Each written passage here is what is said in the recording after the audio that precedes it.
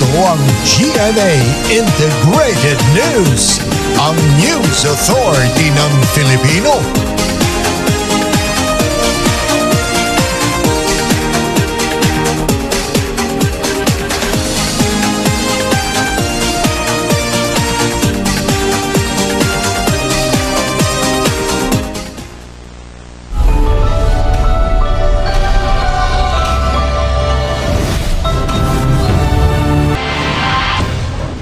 Lalaki sa Cebu City binugbog at tinangkang gilitan sa leeg ang sariling anak habang naka-livestream.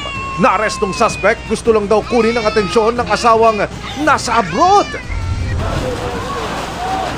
Malaking sunog kagabi sa Parañaque. At sunog naman kanina sa Quezon City.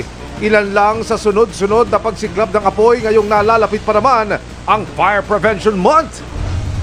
Naaresto ko natin sa bisa ng warrant of arrest. Umano'y wanted sa pagpatay sa isang retiradong sundalo. Nadakip matapos magtago ng 14 na taon. Dating Pangulong Rodrigo Duterte, itinangging kumukuha ng mga armas kay Pastor Apollo Kibuloy. Ako pa ba ang mag-deliver sa kanya ng kanyon bukas o masinggan? Pangulong Bongbong Marcos, pinayuhan ng religious leader bago tumulak pa Australia. Just face the questioning in the House and in the Senate. Resolusyon na nagbabawal sa mga e-bike at iba pang e-vehicles sa mga pangunahing kalsada. Aprobado na ng Metro Manila Council. Ang multa sa mga lalabag, alamin!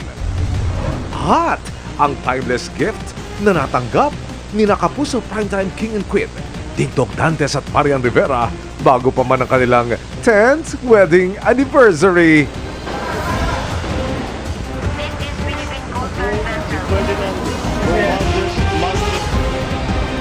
Live mula sa GMA Network Center, ito ang 24 Oras. Magandang gabi po, Luzon, Visayas at Mindanao. Nakapangingilabot na tagpo kung saan ang isang ama hindi lang sinaktan, tinangkapang gilitan ng kutsilyo sa leeg ang natutulog niyang anak sa Cebu City.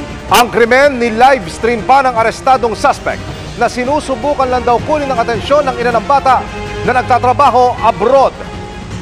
Pero hindi lang isang beses nangyari ang pananakit sa walang kamuwang-muwang na bata na nasa kustudiya na ng mga otoridad. Babala po mga kapuso, sensitibong video ang inyong mapapanood sa pagtutok ni Nico Sereno ng GMA Regional TV, Balitang Bisla.